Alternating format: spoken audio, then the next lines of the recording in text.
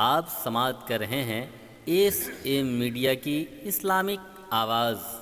सरकार गौसे पाक रज़ी अल्लाह ताला अन्हु की सीरत निगाहों के सामने अनकरीब आने वाली है। तवज्जो के साथ गुफ्तगू को सुनते हुए चलें। अल्लाह अकबर। वो बुजुर्ग फरमाते हैं, तुम मेरी एक लड़की है जो आँख की अंधी है, जबान की गूंगी है, कान की बहरी है, हाथ की लूली है, पैर की लंगड़ी है, उससे तुम्हें निकाह करना होगा। नौजवान ने कहा, मैं ऐसी लड़की से शादी करने के लिए तैयार हूँ, मगर आप मुझे माफ कर दोगे? हाँ, माफ कर दूंगा। नौजवान का निकाह हो जाता है। वो बुजुर्ग फरमाते, नौजवान देखो, उस रूम में तुम्हारी बीवी है यानी मेरी बेटी है, जाओ उससे मुलाकात करो। नौजवान ने अपने कदम को हरकत दिया और चलता हुआ रूम के पास पहुंचा। दरवाजे पर दस्तक दी। वही लड़की चल करके आई, दरवाजा खोली और शौहर को देख करके सलाम पेश कर रही है। नौजवान ने एक नजर देखा, उसके बाद अपने कदम को पीछे पलटाया और आकर के वो बुजुर्ग के दामन को थाम लिया। हुजूर, आपने लड़की में जो निशानदही फरमाई थी, उसमें से एक निशान भी उस लड़की में नहीं मिल रहा है। वो आंख की अंधी नहीं है, जबान की गूंगी नहीं है, कान की बहरी नहीं है, हाथ की लूली नहीं है, पैर की लंगड़ी नहीं है। अल्लाह अकबर। वो तो आंख से देख सकती है, जबान से बोल सकती है, कान से सुन सकती है, हाथ पैर सही सालिम है। अल्लाह अल्लाह, इतना सुनना था। वो बुजुर्ग फरमाते हैं, अरे वही मेरी बेटी है। हमने तो आंख की अंधी इसलिए कहा था, वो शरीयत के खिलाफ कभी कुछ देखी नहीं, और जबान की गूंगी इसलिए कहा था, वो शरीयत के खिलाफ कभी कुछ बोली नहीं, और कान की बहरी इसलिए कहा था, वो शरीयत के खिलाफ कभी कुछ सुनी नहीं, और हाथ की लूली इसलिए कहा था, उसका हाथ शरीयत के खिलाफ कभी उठा नहीं, और पैर की लंगड़ी इसलिए कहा था, उसका कदम शरीयत के खिलाफ कभी बढ़ा नहीं। उसी खातून का नाम उम्मुल खैर फातिमा है, और नौजवान का नाम हजरत अबू सालेह है, वो बुजुर्ग का नाम हजरत अब्दुल्ला सोमई है। इन्हीं तीनों के आंगन में जो फूल खिलता है वही गौसे आजम है, वही बड़े पीर दस्तगीर है।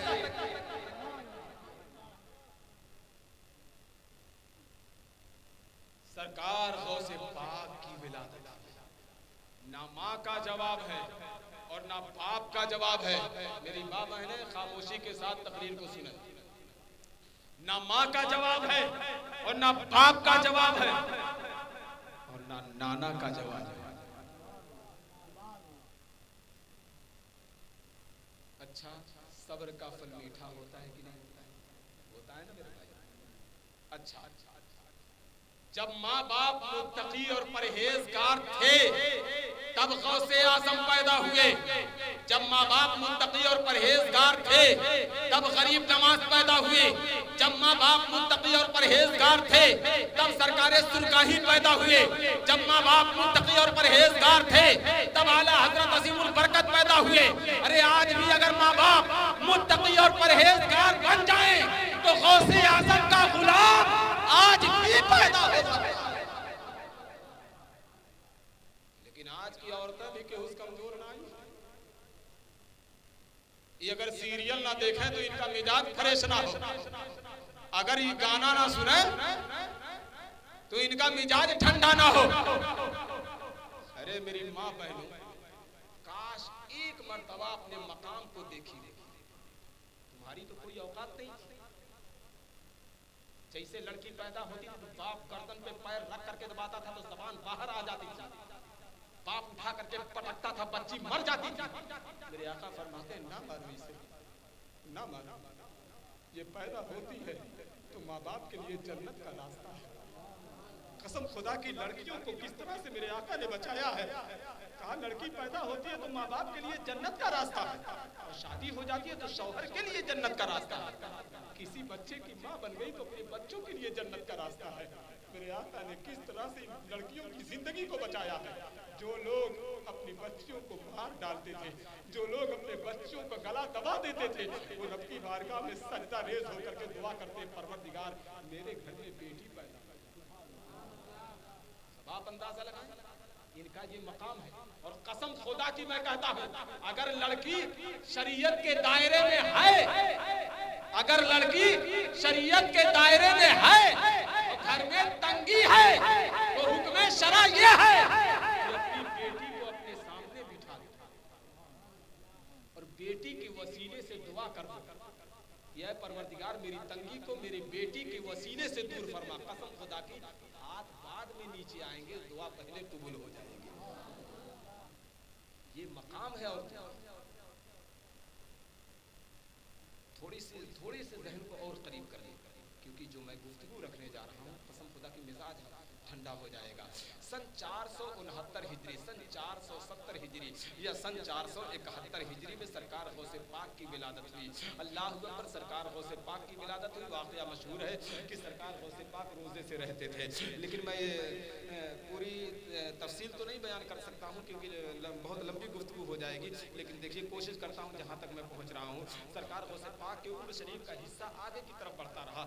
जब मेरे सरकार गौसे आजम की उम्र 4 बरस की होती है तो आपकी बिस्मिल्लाह खानी होने जा रही है। आज बच्चों की पढ़ाई की शुरुआत होती है तो DOG डॉग, डॉग माने कुत्ता, CAT कैट, कैट माने बिल्ली, एलिफेंट हाथी, हाथी नाथी दुनिया, बकरी कान का से शुरुआत इनकी होती है। बाप अंदाजा लगाए बकरी और बिल्ली के चक्कर में जन्नत में जाइए। अरे ये सब सही है कि तालीम दिलवाओ और तालीम, लेकिन इल्मे दीन सबसे पहले जरूरी है जो ईमान की हिफाजत करता है, लेकिन इस तरफ तो तवज्जो होती नहीं है। सरकार गौसे आजम की बिस्मिल्लाह खानी होने जा रही है। तमाम उलमा को बुलाया गया, जय्यद उलमाए किराम तशरीफ लाते हैं। उसके बाद गौसे आजम को पेश किया गया। सरकार गौसे पाक की उम्र शरीफ 4 बरस की है। खूब अच्छी तरह से मेरी गुफ्तगू को सुनते हुए चलिएगा पछी के मुसलमानों, ताकि अजमत औलिया हमारे ज़हन फिक्र से ना निकलने पाए। अल्लाह अल्लाह। सरकार गौसे आजम जब उस्ताद के सामने गए तो अदब के साथ बैठ गए। बताने की जरूरत नहीं है, 2 जानू पर बैठे जिस तरह नमाज में बैठा जाता। सरकार गौसे आजम हाथ बांध करके उसी तरह अदब के साथ बैठ गए। उस्ताद देखे तो दिल खुश हो गया और लबों पर मुस्कुराहट आ गई। ये अब्दुल कादिर का जरा बैठना देखो, इनको बैठने का अंदाज बताने की जरूरत नहीं है। तमाम उस्ताद मोहब्बत करने लगे हैं गौसे आजम से। उसके बाद कहते हैं बेटा अब्दुल कादिर जरा ताउज़ तस्मिया पढ़ो, औज़ बिल्लाहि मिनश शैतानिर रजीम बिस्मिल्लाहिर रहमानिर रहीम, इतना ही कहना था। तो गौसे आजम ने ताउज़ तस्मिया ताउज़ तस्मिया पूरी तजवीज़ के साथ पढ़ते हैं। जब उस्ताद ने तजवीज़ के साथ ताउज़ तस्मिया सुना है तो तमाम असातिज़ा दंग रह गए और इतने अच्छे अंदाज में गौसे आजम ने कुरान मुक़द्दस की आयत को तिलावत फरमाया है कि तमाम लोग देख करके कहने लगे कि जरा अब्दुल कादिर थोड़ा सा और कुरान सुना दो। तो गौसे आजम ने सूरह फातिहा की तिलावत फरमानी शुरू कर दी है। तमाम असातिज़ा गौसे आजम के मुक़द्दस चेहरे को देख रहे हैं और आवाज़ को सुन रहे हैं। तो तमाम असातिज़ा दीवाने होते जा रहे हैं। तो गौसे आजम ने सूरह फातिहा से जब शुरू किया है, मुअर्रिख़ बयान करता है कि सरकार गौसे आजम पहला पारा से लेकर के 17 पारा ज़बानी सुना देते हैं। उस्ताद ने दामन को पकड़ लिया, ए बेटा अब्दुल कादिर तुम इंसान हो कि जिन्नात हो? तो गौसे आजम फरमाते हैं मेरे लबों पर मुस्कुराहट खेल गई। मैंने कहा अल्हम्दुलिल्लाह मैं इंसान हूँ। उसके बाद उस्ताद ने कहा बेटा अब्दुल कादिर तुम पढ़ने आए हो कि पढ़ाने आए हो? तो गौसे आजम फरमाते नहीं मैं पढ़ने के लिए आया हूँ। उसके बाद उस्ताद ने कहा बेटा अब्दुल कादिर ये तुम्हारा पहला दिन है, पहला दिन और बिस्मिल्लाह खानी हो रही है, लेकिन ये 17 पारा तुमको याद कैसे हो गया? हम तुम्हारी जिंदगी का एक एक दिन एक एक लम्हा देख रहे हैं, लेकिन ये 17 पारा याद कैसे हुआ है? तो गौसे आजम इरशाद फरमाते हैं सुनो, जब मैं अपने माँ के शिकम में था मेरी माँ 17 पारा की हाफिजा थी। रोजाना पहला पारा से लेकर के 17 पारा ज़बानी पढ़ा करती थी। मैं शिकम के अंदर सुना करता था और सुन करके याद कर लिया, ये गौसे आजम है। लेकिन आज जब औरतों को बाल बच्चा नहीं होता है, कौनो मजार बाकी नहीं रहा, कौनो मौलाना की ताबीज नहीं छूटती। इनकी ताबीज उनकी ताबीज, उनकी दुआ इनकी दुआ, उस मजार पे मन्नत, ई मजार पे मन्नत। किसी अल्लाह के वली ने नजरे करम फरमा दी, उम्मीद से हो गई। अब इनका दिमाग कैसे खराब? शौहर काम करके आया तो मुंह फुला के बैठी है, मैडम जी क्या बात है? का बोलो मत, दिमाग मत खराब। अरे बताइए क्या बात है? का देखो दिमाग मत खराब। तो शौहर का अच्छा बताओ का तू तो काम पे चले जाते हो और हम अकेले घबराहट हमको होने लगती है। तो शौहर का कर सकते हैं बताओ? कहा थी एक टीवी लाई जौन बतिया सही है कोई बता रहे, एक टीवी लाई। कहा तब का टीविया लाए दे हम लाई रही है तो टीविया देख देख के कम से कम टाइमवा पास हो जाए। टाइम पास करे खातिर टीवी मंगवावत थी कि फिल्म देखे खातिर टीवी मंगवावत थी। बेचारा तमाम मजार पे दौड़त लाखों रुपया तो खर्चा कई चुका रहा। कहा जैसे 90 वैसे 100, 14 इंच की टीवी लाग गई। अभी रोजाना सीरियल देख पूछ लो हाउ सीरियल कब आवत, मैं तुरंत टाइम बताए दे। रोजाना सीरियल देखा थे, फिल्म देखा थे और बच्चा पेट में परवान चढ़ रहा है। तो अभी बताओ कि गौसे आजम का गुलाम पैदा होगा? पूरा मजमा बताए भैया गलत है, गौसे आजम का गुलाम पैदा होगा। तो आज का बेटवा कैसा पैदा होता है? एक नजर इधर। भाई देखिए, हमें तकलीफ होती है, हमें तकलीफ इसलिए होती है कि हमारा भाई जिस हाल में है, गुनहगार ही सही, लेकिन मेरा भाई जहन्नम में जाएगा, मुझे भी तकलीफ होगी। हमें तमाम उलमा यहाँ की जो बैठाए हैं, हमारे ऊपर एक जिम्मेदारी दी गई, तमाम हालात को सही होना चाहिए, सही करने के लिए भी।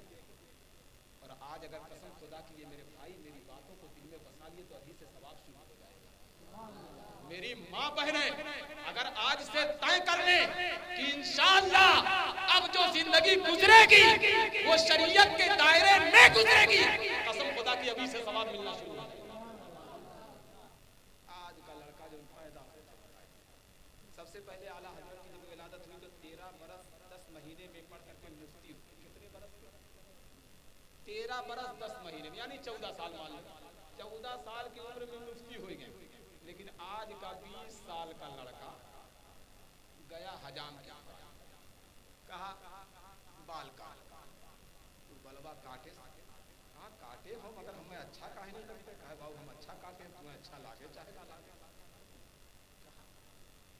चारों तरफ पूरी फेर के देखे, क्या कैची उठाओ? हाँ भैया बाल कटने का कैची का कैची उठाओ? तो हजाम कैची उठा, कहा छिपकली सर पे बना लोगे? जो बात साफ है। तो कहा भैया हम छिपकली तो नहीं बनाए हैं। तो कहा कि चांद बना लोगे? कहा मुड़वा में चांद? भैया पहली मर्तबा सुनी है।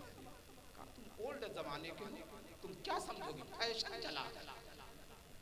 तो कहा चांद भी नहीं बनाए। कहा तारा? कहा तरौ नहीं बनाए। कहा अच्छा कैची उठाओ, देखो गोबर कैसे भरा है दिमाग में।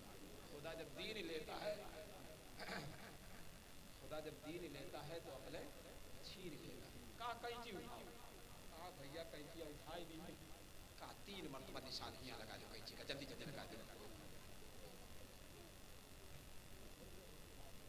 बात सही है, आप लोग देखे होंगे ऐसे लोग। ये सब टीवी और सीरियल का कमाल है। तो हजाम जल्दी से जान छुड़ावे खातिर 3 निशान बनाए। कहा 3 पेहरो बना दो। तो 3 पेहर बनाए। कहा पिछाओ तक मार दो, पिछाओ मार दिए 3 निशान। कहा फिर भी अच्छा नहीं लगा। कहा भैया तो हम का कह सकते हैं? कहा कैची उठाओ, कैची उठाओ। है जो आँखिया के ऊपर बलवाए उन्होंने का निशान लगा। तो एहू निशान लगाए। कहा हेरो से लगाइए। अब ठीक है। अच्छा ये बताओ, वो ठीक है जहर से निकले का देख बंदर जा रहा है तो चौंक के ताके तो सब मूड़ी फिर समझ रहा था मेरी लग रहा है तारीफ बाल की हो रही। पहुंचा अपने दोस्तों के पास तो दोस्त ने कहा बाल तो ठीक है कटा है लेकिन उतना अच्छा नहीं है, अब देख हम कटवा के हो गया। जैसे हजाम कैची कंघी उठाया, कहा एका रखो एक ही कौनो जरूरत नहीं। कहा तब? कहा अस्तूरा उठा लो, यो का बाप था। कहा अस्तूरा उठा। कहा भैया अस्तूरा उठाई नहीं। कहा है से टकला भरा। तो अब तो हजाम लोग को बहुत आराम ना हो गया। पहले कैंची कंघी से मिलावट बेचारे थक जा रहे हैं, कहीं कैंची नजर ना वही तो मामले साफ हो गया। एक टेंशन है खत्म। अब तो मशीन रखत है सीधे यहाँ से हल्या वहां से हल्या। तो अस्तुरवा से ही पूरा छीन टकला कर दिया। जब डेरात रहा, सुने नहीं क्या कहे, जल्दी से अस्तुरा उठाओ और किनारे टकला कर। हजाम कहा था नई कटिंग का 50 रुपया लगेगा।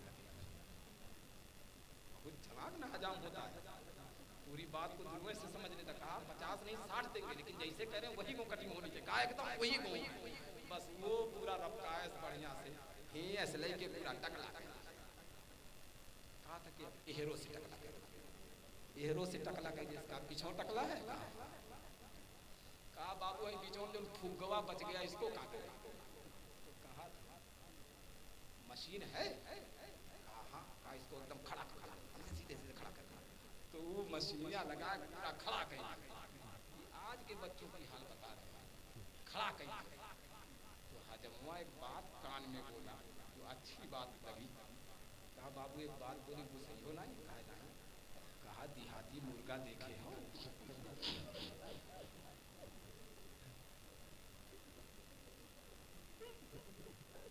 तू शक खाएगा अपने ऊपर नहीं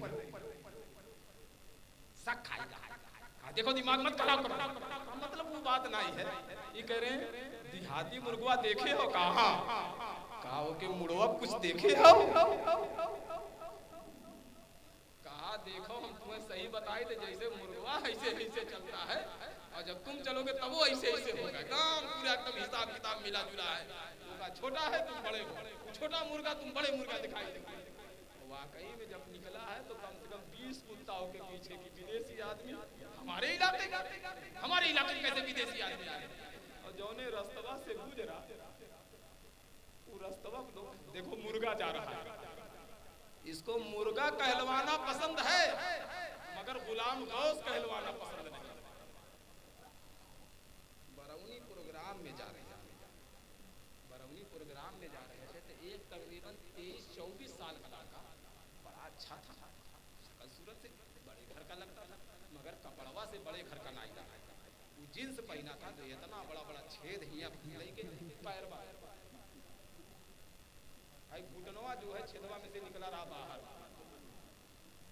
तो हम देखें तो देखो एक आलिम जो होते हैं वो बेचारे अगर जान जाए कि आदमी भूखा है तो बेचारे अपनी हैसियत के मुताबिक कुछ ना कुछ मदद कर ही देगा कम होता है इनके पास लेकिन मदद जरूर कर देगा क्योंकि ये जानता है इसने सवाब किया तो देखें हम गए बाबू नाम का है कहा अब्दुल रहमान तब थोड़ा सा अंदर में धक्का सा लगा कि नाम तो इतना जबरदस्त है बेचारे बड़ी करीबी तब बाबू यहाँ करीब आए 1000 रुपया साइड में रखे चुपके से निकाले बाबू रख ले ऐसा दे थे कि दाहिने हाथ से दे थे बाएं हाथ का खबर नहीं चुपचाप रख जाऊँ का पैसा हाथवा खींच लिए मोदी साहब क्या करता यार आपकी परेशानी को आसानी में बदल रही है कहा कौन चीज कहीं जो कपड़वा पहने हो इतना फटा इतना बड़ा बड़ा फटा है पेवन लगाए तो भी समझ में आता है भाई सतर्क तो ढक लिया ये इतना फटा पहने में जाके 1000 का तो ऐसे ज्यादा हम नहीं दे पाएंगे कहा मोदी साहब दिमाग मत खराब कर आप जो देख रहे हैं वही ना बोलेंगे कहा दिमाग ना खराब कर 3 तल्ला घर हमारा गांव में है और एक फ्लैट कलकत्ता में एक फ्लैट दिल्ली में और 4 व्हीलर 3 गाड़ी घर 2 व्हीलर 2 गाड़ी तब हम फकीरी तब कहें छाए अरे फटीचर कुछ हद तक ठीक होता तुम तो फटीचर से नहीं बनता तो फटा काहे पहने हो तो हंसने लगा कामोली साहब बता दें बताओ अच्छी तरह से सुनिएगा ये आज के लड़के जो पैदा हो रहे हैं उन्हें बता रहे हैं माँ बहनों कसम खुदा की अगर चाहती है कि बुढ़ापे में बेटवा के हाथ से मार ना खाएं तो तकरीर को सुने और अपनी जिंदगी को बदलें सुनो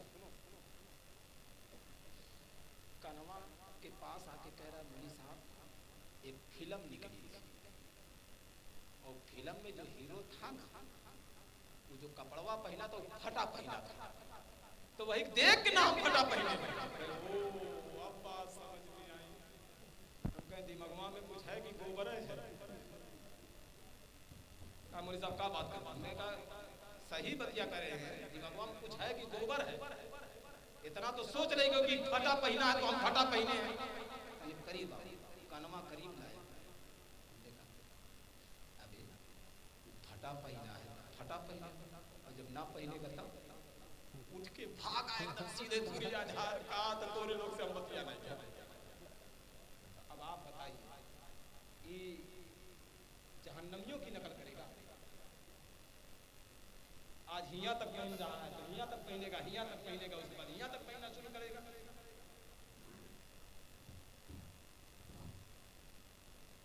फटा कपड़ा टूटा शीशा टूटा बर्तन इन तमाम चीजों से घर में गरीबी आती है एक आदमी मिला, बड़का नखून इतना बड़का रखा है। हम कहे बाबू ये काहे लखा है लंप की तरह? कहा मौली साहब काम करना पड़ता है। हम कहे पहले के लोग काम नहीं करते और चलो हुए देखो वो कम करते, उनके नाखून की जरूरत नहीं है। ये सबसे गरीबी आती है, दिमाग में चिड़चिड़ापन रहेगा, हमेशा झगड़ा करेगा। जो लोग फटा कपड़ा पहनते हैं, बड़ा नाखून रखते हैं, अक्सर उनका दिमाग चिड़चिड़ापन होता है।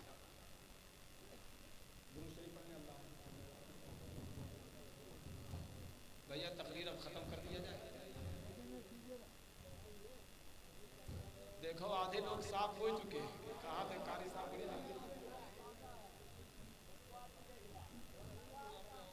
ये 3 घंटा की तकरीर है, सुनिए। जितने लोग सुनिए हाथ उठावे तो आज हम 3 घंटा बैठा करते। आप तो हमसे कह रहे थे कि हजरत 1 बजते बजते आप निपटा दीजिएगा, ये तो आप निपटावे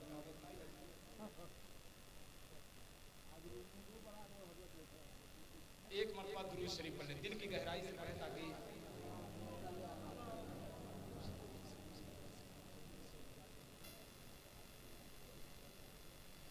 सरकार गौसे पाक इरशाद फरमाते हैं, जब मैं अपने माँ के शिकम में था, मेरी माँ रोजाना 17 पहला पारा से लेकर के 17 पारा ज़बानी पढ़ा करती थी। मैं शिकम के अंदर सुना करता था और सुन करके याद कर लिया। यही से जहर मिलता है। गौसे आजम इरशाद फरमाते हैं, अगर माओ के पेट में बच्चे पल रहे हो तो माओ को चाहिए वो कुरान की तिलावत करे। अरे कुरान की तिलावत का असर बच्चे पे पड़ता है। अब चाहे नाच देख के असर पड़ाओ या कुरान पढ़ करके असर पड़ाओ। अल्लाह अल्लाह। सरकार गौसे आजम रोजाना मदरसा जा रहे हैं, गौसे पाक पढ़ने के लिए जा रहे हैं, तो आवाज आती है, ए बच्चों रास्ते में से हट जाओ, अल्लाह का वली जा रहा है। अब्दुल कादिर अल्लाह का वली है। गौसे आजम फरमाते हैं, आवाज तो आती थी मगर आवाज देने वाला नजर नहीं आता था। सरकार गौसे पाक जब मदरसे में पहुंचते वही आवाज आती, ए बच्चों अब्दुल कादिर को बैठने दो, ये अल्लाह का वली है। गौसे पाक फरमाते हैं, मैं आवाज को सुनता और चौंक जाता था। उसके बाद गौसे आजम रज़ी अल्लाह ताला अन्हु पढ़ करके आए। तमाम बच्चे खेल रहे थे तो गौसे आजम ने सोचा कि लाओ मैं भी बच्चों के साथ खेलता हूँ। तो सरकार गौसे पाक ने एक जानवर के दुम को पकड़ लिया, मगर जानवर गौसे आजम की तरफ घूम गया और गौसे आजम की तरफ घूम करके इंसान की जबान में बोल पड़ा, ए अब्दुल कादिर तुम्हें इसलिए नहीं पैदा किया गया है। तो गौसे आजम फरमाते हैं, जब इंसान की जबान में जानवर को बोलते हुए हमने देखा तो मैं दौड़ करके माँ की गोद में जाकर के बैठ गया। अम्मी अम्मी, माँ ने कहा बेटा अब्दुल कादिर क्या बात है? कहा अम्मी जान मैं जानवर के दुम को पकड़ा मगर जानवर मेरी तरफ घूम करके इंसान की जबान में बोल पड़ा, ए अब्दुल कादिर तुम्हें इसलिए नहीं पैदा किया गया है। इतना ही सुनना था। सरकार गौसे पाक की माँ अपनी पेशानी को रब के सामने रख करके सजदे शुक्र अदा करती है और कहती है, ए बेटा अब्दुल कादिर तेरे मकाम का अंदाजा नहीं लगाया जा सकता है। वही गौसे आजम है। गौसे आजम खेलते थे मगर दुनियावी तरीके के जो खेल है उस तरीके से गौसे आजम ने कभी नहीं खेला।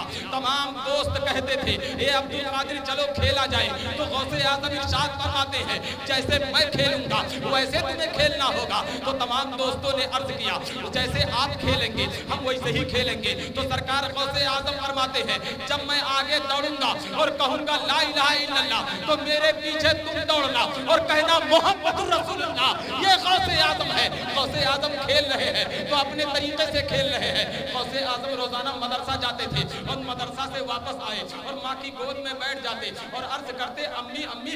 माँ ने कहा बेटा अब्दुल कादिर क्या बात है? कहा अम्मी मेरा एहसान आप पर है। तो गौसे आजम ने, गौसे आजम की माँ कहती है, ए बेटा अब्दुल कादिर अभी तेरी उम्र 4 वर्ष की है, अभी तू एहसान के लायक नहीं है, तेरा एहसान मुझ पर कैसे है? तो गौसे आजम इरशाद फरमाते हैं, अम्मी जान याद करो वो तारीख, एक डाकू भिखारी के लिबास में आया था, भीख मांग रहा था, तो आप उसको भीख देने लगी तो आपके हाथ में सोने का कंगन था। आज जब वो सोने का कंगन देखा तो वो डाकू घर में घुस गया सोने का कंगन छीनने के लिए। आप घर के कोने में जाकर के कहती है, ऐ अल्लाह मेरी हिफाजत फरमा, ऐ अल्लाह मेरी हिफाजत फरमा। इतने में एक शेर नमूदार हुआ और डाकू को चीर फाड़ के रख दिया। अम्मी जान वो शेर मैं था। ये गौसे आजम है। कहाँ कहाँ देखोगे गौसे आजम को? सरकार गौसे पाक के उम्र शरीफ का का हिस्सा आगे की तरफ बढ़ता जा रहा है। गौसे पाक इरशाद फरमाते हैं, एक मरतबा फिर आए और माँ की गोद में बैठ गए। अर्ज किए अम्मी अम्मी। माँ ने कहा बेटा अब्दुल कादिर आज क्या बात है? तो सरकार गौसे पाक फरमाते हैं अम्मी मेरा एहसान आप पर है। तो गौसे पाक की माँ कहती है ए बेटा अब तेरा एहसान कौन सा मुझ पर है? तो सरकार गौसे आजम इरशाद फरमाते हैं अम्मी जान याद करो वो तारीख, एक मरतबा आप अपने अंगूर के बागीचे में गई थी और एक पका हुआ अंगूर का खूशा था।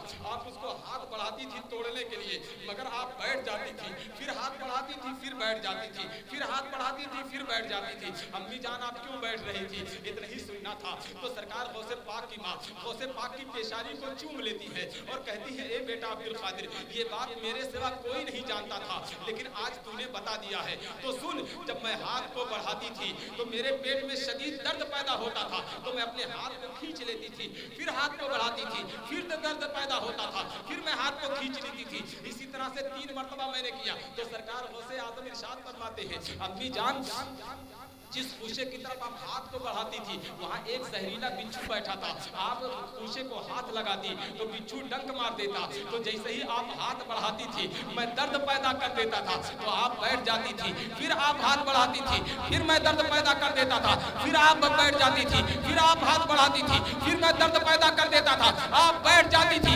अम्मी जान मैंने बिच्छू से आपको बचाया, ये मेरा एहसान आप पर है, ये गौसे आज़म है। एक बात कहूं, पूरा मजमा एक मरतबा सुभान अल्लाह कहे। गौसे आज़म माँ के पेट में बैठ, पूरा मजमा कह दे सुभान अल्लाह। गौसे आज़म माँ के पेट में से अंगूर के पीछे छुपे हुए बिच्छू को देख रहे हैं, अंगूर के पीछे छुपे हुए बिच्छू को देख रहे हैं। ये गौसे आज़म की निगाह है, तो सरकार की निगाह का आलम क्या होगा? अदना का जब ये आलम है तो आला का आलम क्या होगा?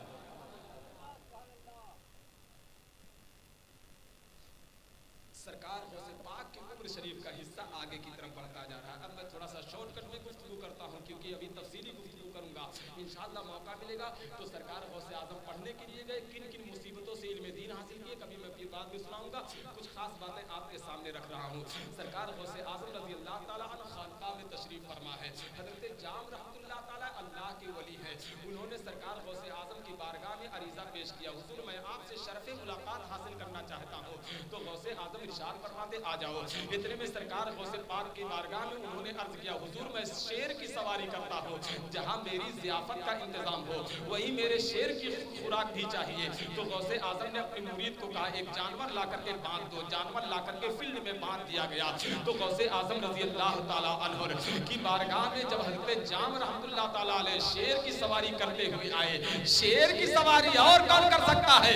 ये अल्लाह का वली ही कर सकता है। अल्लाह अल्लाह। हज़रत जाम रहमतुल्लाह अलैह शेर की सवारी करते हुए गौसे आज़म के दरबार में आते हैं। तो गौसे आज़म ने अपने मुरीदों को कहा इनकी खातिर तवाज़ो की जाए।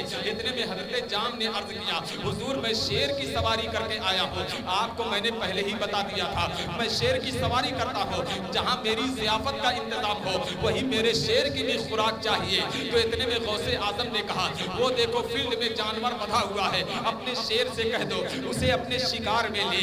तो सरकार गौसे आज़म ने इतना ही कहा था। इतने में हज़रत जाम ने अपने शेर की तरफ इशारा कर दिया कि जाओ उस जानवर को अपने शिकार में लो। तो शेर एक मर्तबा दहाड़ा और दहाड़ने के बाद बड़ी तेज से दौड़ लगाया। इतने में सरकार गौसे आज़म के गली का एक दुबला पतला कुत्ता था, वो देखा कि गौसे आज़म के दरबार में इतनी जोर से आवाज कौन लगा रहा है, तो अंदर आकर के देखा तो शेर बड़ी तेजी से हमला जानवर की तरफ करना चाह रहा था, मगर कुत्ते ने एक छलांग लगाई और शेर के चमड़े को पकड़ करके चीड़ फाड़ कर रख दिया। जाम ने कहा अरे ये क्या है? तो गौसे आज़म ने कहा वो तुम्हारा शेर था, ये मेरे गली का कुत्ता है। वो क्या दमे जिस पे हिमायत का हो पंजा तेरा, शेर को खतरे में लाता नहीं वास्ता तेरा। सरकार गौसे आजम खानकाह में तशरीफ फरमा है, रमजान का महीना है। अल्लाह अल्लाह, इतने में एक मुरीद आकर के अर्ज किया, हुजूर आज इफ्तार की दावत मेरे यहाँ है। गौसे आजम ने कहा ठीक है मैं आ जाऊंगा। दूसरा मुरीद आया, हुजूर आज इफ्तार की दावत मेरे यहाँ है, ठीक है मैं आ जाऊंगा। इसी तरह से तमाम मुरीद आते गए और आज ही की दावत देते गए। उसके बाद सरकार गौसे आजम के पास तकरीबन 70 लोग आए और एक ही दिन की दावत दिए। उसके बाद दूसरे दिन एक शख्स ने कहा गौसे आजम ने कल इफ्तार मेरे यहाँ किया है। दूसरे ने कहा नहीं नहीं तुम झूठ बोल रहे हो, गौसे आजम ने तो इफ्तार मेरे यहाँ किया है। तीसरा ने कहा तुम दोनों झूठे हो, गौसे आजम ने इफ्तार मेरे यहाँ किया है। इसी तरह से 70 आदमी इकट्ठा हो गए और निज़ा की कैफियत हो गई, तलवारें निकल गई। इतने में लोगों में आपस में गुफ्तगू हुई, अरे यहाँ झगड़ने की क्या जरूरत है, गौसे आजम के दरबार में चल करके पूछ लिया जाए कि गौसे आजम ने किसके यहाँ इफ्तार किया है। तो तमाम लोग इकट्ठा हो गए और गाँव के लोग और भी इकट्ठा हो गए। उसके बाद एक शख्स ने अर्ज किया, हुजूर कल इफ्तार आपने मेरे यहाँ किया है। गौसे आजम ने कहा हाँ। दूसरे ने कहा हुजूर आपने इफ्तार तो मेरे यहाँ किया है। गौसे आजम ने कहा हाँ। तीसरे ने कहा हुजूर कल इफ्तार आपने मेरे यहाँ किया है। गौसे आजम ने कहा हाँ। इतने में 70 आदमी बोल पड़े, हुजूर आपने मेरे यहाँ इफ्तार किया है, हुजूर आपने मेरे यहाँ इफ्तार किया है। तो गौसे आजम ने कहा घबराने की जरूरत नहीं है, जरा एक मरतबा इस दरख्त की तरफ झांक करके देखो। अब तमाम मुरीदों ने जब दरख्त की तरफ झांक करके देखा है तो हर दरख्त के पत्ते पर गौसे आजम नजर आ रहे हैं। गौसे आजम ने कहा अब जरा खानकाह में देखो। अब लोगों ने खानकाह में देखा तो गौसे आजम खानकाह में भी तशरीफ फरमा है। अल्लाह अल्लाह, वाह क्या मर्तबा है गौसे बाला तेरा, ऊंचे ऊंचों के सरों से इंशाअल्लाह फिर मौका मिलेगा तो मेरी गुफ्तगू होगी, मैं भी थक गया और फिर मौका मिलेगा तो गुफ्तगू होगी। और इतनी देर जो मैंने तकरीर की मेरे भाई आप लोग बैठे रहे, आप एक जिम्मेदार हो कि नहीं? अच्छा एक बात बताओ, आपका बिरयानी खाने का मन कहता है तो आप खाते हो कि नहीं खाते? इतना छोटा बच्चा रोए तो घर में बिरयानी बन जाती, बना थी कि नहीं? एक मर्तबा अगर कह दो हम खाना तब तक नहीं खाएंगे जब तक नमाज पढ़ करके नहीं बनाओगे, कसम खुदा की जिंदगी का माहौल बदल जाए। तो तय करो आज से नमाज घर में कायम हो जाएगी। मेरे भाई तय करो, कितने लोग मेरा साथ देंगे? देखो सब पकाओ ना, जोन बतिया हम पहले साफ कही थे। कुछ लोग तो ये सोच में बैठे अब अभी तो उम्र बड़ी बात है, इनाय दिल चरक के नीचे नौजवान था, 18 साल की उम्र में मर गया, 22 साल की उम्र में मर गया, 25 साल की उम्र में मर गया, कोई डूब करके मर गया, किसी को करंट लग गया और कोई जल करके मर गया, कोई दब करके मर गया। अरे मेरे भाई ये जिंदगी चंद दिन की है और जब रब के लिए कदम को बढ़ाओगे तो अल्लाह तुम्हारे साथ होगा, अल्लाह तुम्हारे साथ होगा। और माँ बहनें ये भी तय कर ले कि जब अपने बच्चों के लिए ट्यूशन के लिए नाश्ता हम सुबह बनाने के लिए उठ सकते हैं तो फजर की नमाज के लिए क्यों नहीं उठ सकते? अल्लाह ताला सुनने से ज़्यादा हम सबको अमल करने की तौफीक रफ़ीक अता फरमाए। और हमारी माँ बहनें, मैं उनसे निहायत ही अदब व एहतराम के साथ गुजारिश कर रहा हूँ कि वो लोग नमाज की पाबंद बन जाएं और मेरी माँ बहनों को अल्लाह ताला हर आफत व बला से महफूज फरमाए और उनकी रोज़ी में खैर